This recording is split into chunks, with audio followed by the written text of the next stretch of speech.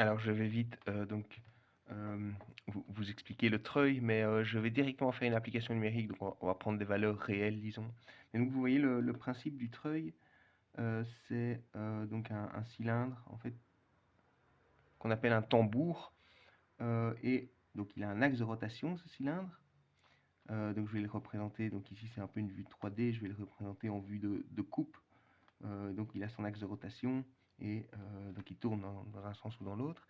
Et à ce cylindre, et, ben, autour de ce tambour, il y a une corde qui s'enroule et donc, je la représente ici. C'est un peu comme pour la poulie.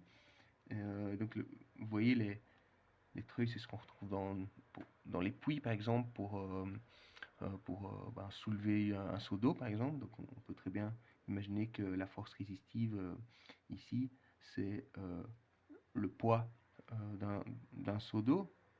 Par exemple un seau de 10 litres d'eau. Donc le poids c'est m fois g. Et donc si la masse vaut 10 litres d'eau, c'est-à-dire 10 kg, on peut directement calculer la force résistive et elle vaut 10 fois G fois 9,81. Je vais l'arrondir à 10 par souci de simplicité. Donc la force résistive ici, elle vaut 100 newtons pour un seau d'eau de 10 litres. 1 litre, c'est 1 kg pour l'eau. Donc on a la force résistive ici, et on va se donner un système d'axes, par exemple X et Y, comme ça.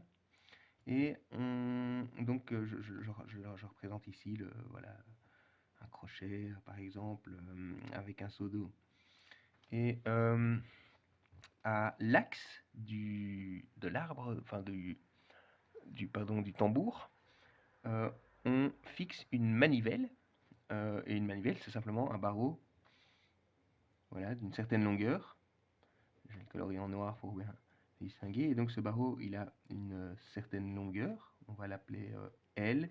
Et disons qu'on nous dit que la manivelle, sa longueur, elle est de 30 cm par exemple. Et celui qui veut faire monter ou descendre le seau d'eau, donc je représente la manivelle ici, il va devoir appliquer un moment, donc il va devoir appliquer une force vers le bas ou vers le haut. Mais en général, donc on veut remonter le seau d'eau, c'est-à-dire qu'on veut que l'arbre tourne dans le sens des aiguilles d'une montre ici. Hein, on veut soulever le seau d'eau. Donc l'arbre tourne dans le sens des aiguilles d'une montre, et donc comme l'axe du tambour est couplé à la manivelle, ça veut dire que pour faire tourner dans le sens des aiguilles d'une montre, il faut appliquer une force vers le bas. Donc il faut pousser sur la manivelle, c'est-à-dire appliquer une force motrice ici, comme ça, vers le bas. Et quand on pousse, quand on fait tourner la manivelle vers le bas, la corde s'enroule et donc on fait remonter le seau. Et donc,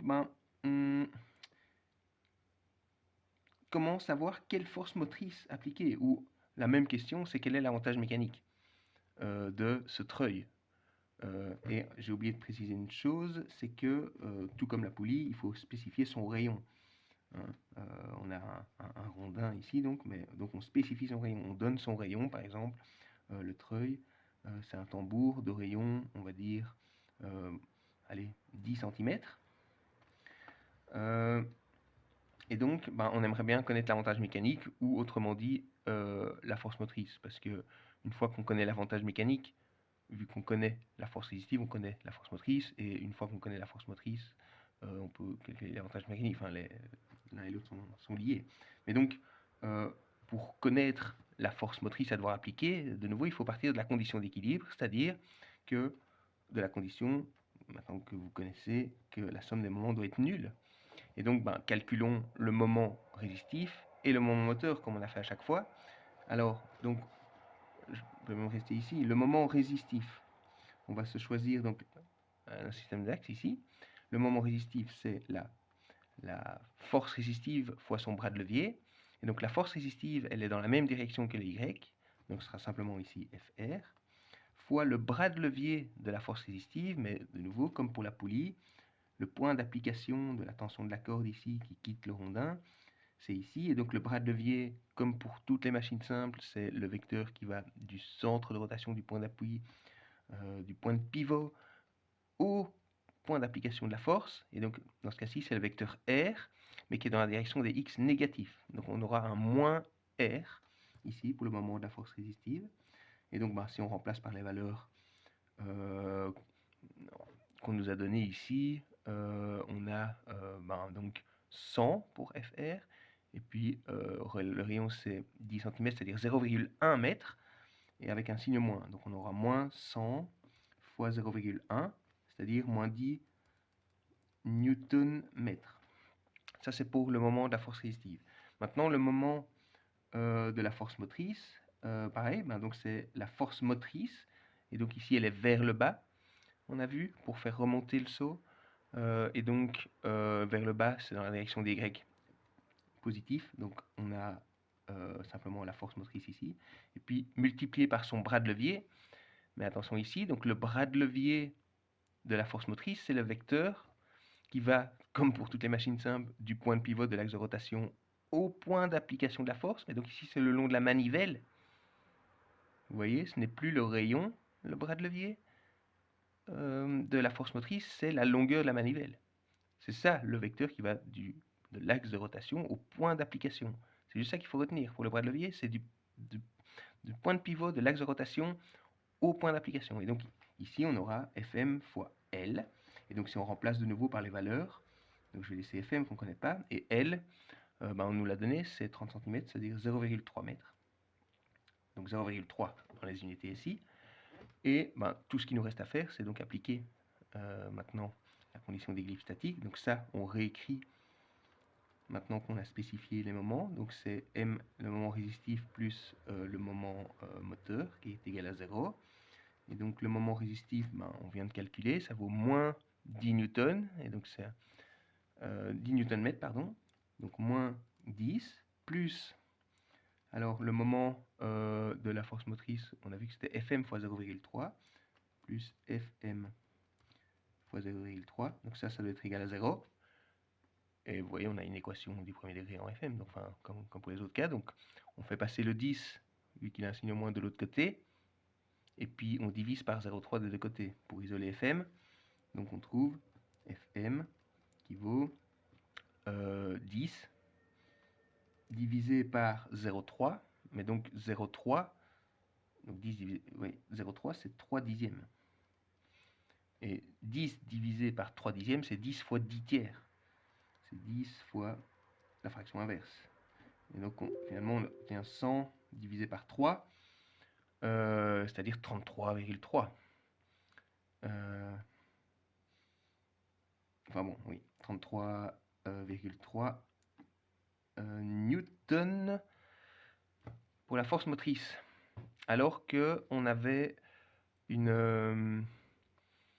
vous voyez ici, une force de 100 newtons, un poids de 100 newtons à soulever. Donc on a divisé la force à devoir appliquer par 3.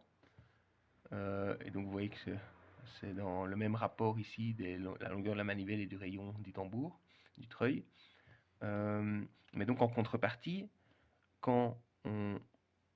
vu que le travail est conservé, quand on va déplacer la manivelle, on va produire un mouvement d'une certaine longueur ici, elle sera d'autant plus grande, la longueur, que la manivelle est grande. Mais au plus la manivelle est grande, au plus l'avantage mécanique est élevé. Mais donc, au plus petit sera le déplacement. Donc pour déplacer d'un même angle ici, il faudra effectuer une distance qui est proportionnelle à la longueur de la manivelle. Et donc un certain angle, c'est une certaine distance levée. Donc tout ça, ce n'est que des conséquences physiques des relations qu'on obtient chaque fois qui sont les mêmes à partir de la condition d'équilibre de rotation.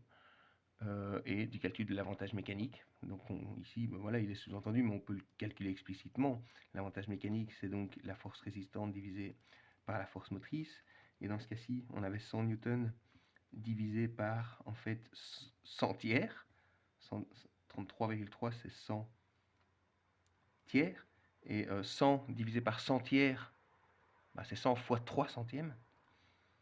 Et donc on a un avantage mécanique de 3 ici, qui est supérieur à 1. Donc en effet, on a un avantage mécanique. Et pour l'optimiser, donc c'est pour ça que c'est embêtant, vous voyez, de remplacer par des valeurs. C'est qu'on n'a pas les relations, on n'a pas de sens physique. On a juste des résultats numériques. Mais ici, si on avait exprimé simplement les moments sous forme symbolique, en laissant les expressions ici, donc je vais réécrire vite fait la condition d'équilibre statique, mais sans remplacer par les valeurs. Donc on a la somme des moments qui est égale à 0, qui s'écrit, donc on a MR qui vaut moins FR fois R, donc on a moins FR fois R, plus le moment de la force motrice qui vaut Fm fois L, donc plus Fm fois L, et donc ça doit être égal à 0, à l'équilibre. Et donc la force motrice, en fait, on peut faire passer ce terme-ci de l'autre côté, donc ce sera plus Fr fois R de l'autre côté, et puis on divise par Fr. Enfin, je vais le réécrire, je vais le faire en deux étapes. Donc on a Fm fois L qui est égal à Fr fois R, et on divise par Fr des deux côtés, et on divise par L des deux côtés. Donc les L se simplifient, les FR se simplifient, et on se retrouve avec Fm sur Fr qui vaut R sur L. Ou, dit autrement, si on inverse la fraction, Fr sur Fm qui vaut L sur R. Voilà, et donc ça c'est l'avantage mécanique par définition, Fr sur Fm. Et donc on voit que, de nouveau, l'avantage mécanique, maintenant qu'on n'a pas remplacé par des valeurs, on peut réfléchir comment l'augmenter, comment... oui, si on veut faciliter l'effort, que faire? Soit augmenter le numérateur, soit diminuer le dénominateur. Augmenter le numérateur, ça veut dire augmenter la longueur de la manivelle. Au plus la manivelle est longue, au plus le travail sera petit, la force motrice, au plus la force motrice sera petite.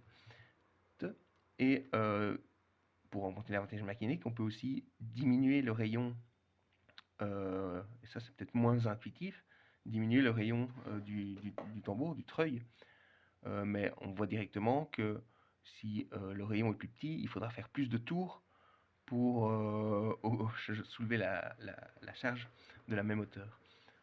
Et donc, oui, pour conclure, je vous laisse en exercice, mais convainquez-vous que le travail résistif, c'est-à-dire la force résistive fois un certain déplacement H, est égal au travail moteur, c'est-à-dire la force motrice fois un autre déplacement H. Mais comme la force motrice est plus petite que la force résistive, et que le travail résistif est égal au travail moteur, comme le travail c'est la force fois le déplacement, forcément le déplacement de la force motrice est plus grand que le déplacement de la force résistive, et c'est ça la contrepartie, puisque une machine simple ne crée pas d'énergie, et s'il y a une force moins grande à appliquer, il y a une contrepartie quelque part, et la contrepartie, c'est que le déplacement moteur est plus grand. Mais en tout cas, le travail est réalisable par un humain. Voilà.